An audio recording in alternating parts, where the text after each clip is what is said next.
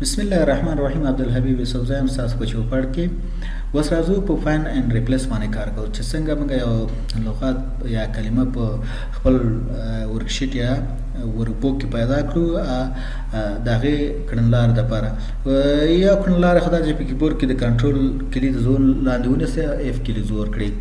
نو دا به تاسو ته چک فایند به کړي، مثال کنټرول اف مثال فایند. اوس دلته راځو ورته وایو چې ما ته یوسف زای پیدا کړه، یوسف زای ورته چې فایند ګوره دا یو به ما ته را پیدا کوي. که زه ورته چې فایند آل ټول به ما ته پیدا کړي په دې شیټ کې چې څومره دلته مو څه نیولی ورکبوک که شیټ ونیسو په دې شیټ کې او که ورکبوک په ټول شیټونو کې. نو دلته که زه راشم او وګورم مکمل دا کوم ځای کې چې یوسف زای دی دا یې ما ته پیدا ګوره دا شیټونه دي چیلنجز یا ورلډ کار کرکټر لکه دلته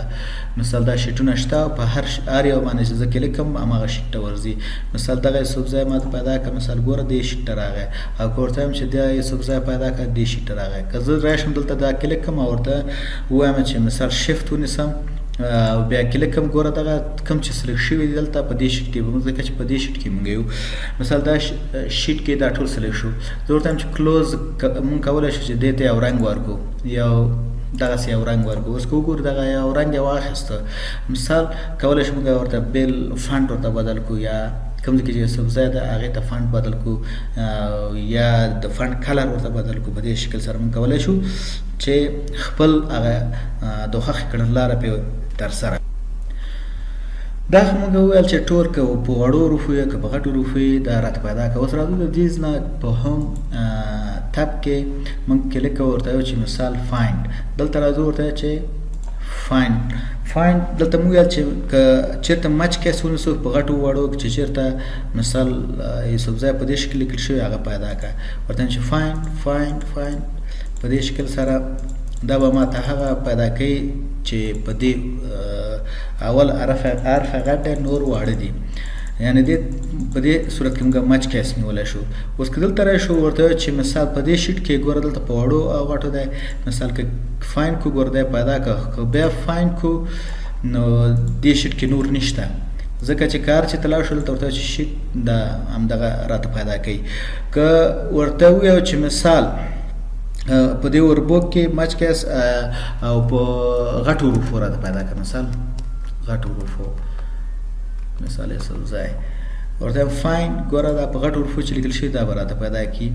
راځم بېرته دې شیټ په دې شیټ کې لیکلي چې عبدالحسیب یوسف زای، عبدالرقیب یوسف زای، ممتاز یوسف زای په دې شکل سره. زه ورته وایم چې که ورته وایم چې فایند ګوره دلته ما ته پیدا کوي چې مثال دې کې دا دی. او که ورته وایم چې مچ انټایر سیل کانټینټ ورته وایم چې فایند ګوره دا راسن دلته مو ورکبوک نیولی دی راسن دې ورکبوک ته راځي. په دې نورو کې که تاسو متوجه شئ د نوم سره مثال د نوم سره یوسف زای تخلص لیکل شوی دی، نو ځکه دلته ونیو نو انټایر سل یعنې مکمل دا په یو سل کې وي، نو په دې صورت کې په دې شکل نیسي. نو اوس راځو که چېرته ورته ووایو چې مثال دا ریپلیس کا نو دلته ریپلیس نیسو د دې نه هم نیولی شو او بیا ورته ویلی شو چې مثال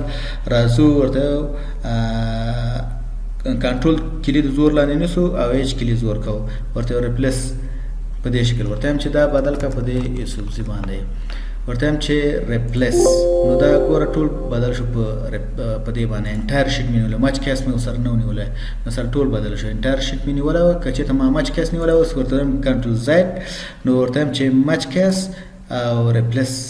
آل ګوره اوس په غټو حروفو بدل شو، ما په وړو او په دې نورو بدل نه شو. دوه نومونه بدل کړه. دا څنګه تاسو ریپلیس کوئ؟ موږ همدا کار د مینو نه هم کولی شو چې دلته مینو ته راشو ورته چې ریپلیس په کیبورډ کې د کنټرول د کلي د زور لاندې ونیوله او بیا مو ویل چې ریپلیس. دلته موږ په شیټ باندې دا کولی شو بای کالم او یا بای را سرچ کولی شو او فورمولا همدغه ساده شکل ده چې دلته راځي. اوس موږ راځو دا کلوز کوو او د خپل اول شیټ ته راځو. دې ته راځو ورته چې مثال ورته وایم چې فایند پیدا کړه چې شی پیدا کړه راته ورته دلته مخکې ورته لیکم چې کمنټس په کمنټس کې چې څه لیکلي راته پیدا کړه ورته وایم لارج تاسو کولای شئ چې مثال په کمنټس کې زیاتره کمنټسونه ورکړي او تاسو د یاد وتلی چې ما دا کمنټس یو نفر یا تاسو یو ډاکومنټ لیکي چې ډېر یو وربوک تاسو ته رالیږي ډاټا سیټ تاسو ته رالیږي چې هغې کې ډېر زیات کمنټس وي یا ریکارډونه زیات وي په هغه صورت کې په دې یو کمنټس کې ما دا لیکړي دي داسې یو متن مې لیکلی دی نو ته په دلته به راشي ورته به هغه متن فاینډ کې به ورته متن ولیکي او په کمنټس کې به راشي دلته به لوکن ان کمنټس به ورته ونیسي فاینډ به کې دا به سرچ کړي مثال ته اوس ما مچ کیس هول دا شیونه سلیکټ کړي دي نو فاینډ ګوره دلته راغی ګوره لارج ویلو په دې شکل سره که چېرته دا دې ته متوجه اوسئ چې مثال مچ کیس او دا مچ انټایر سل لکه ځکه چې انټایر متن خو ما نه و لیکلی لارج تنه مې لارج لیکلی نو بیا په هغې باندې مې دلته ورکړه ما ورته ویلو سر نه و لیکلی ځکه نو دلته مچ کیس دا پیدا یې نه کړو اوس راځو دا کلوز کوو تاسې په فاین اینډ ریپلیس باندې پوه شئ دا ساده طریقه وه فاین او ریپلیس دنه همدومره نه دی موږ نور هم په دې باندې کار کوو نو په راتلونکي ویډیو کې به زه تاسو ته دا نور هم تشریح کوم چې مثال څنګه تاسو کولی شئ چې فاین او ریپلیس نه ګټه پورته کړئ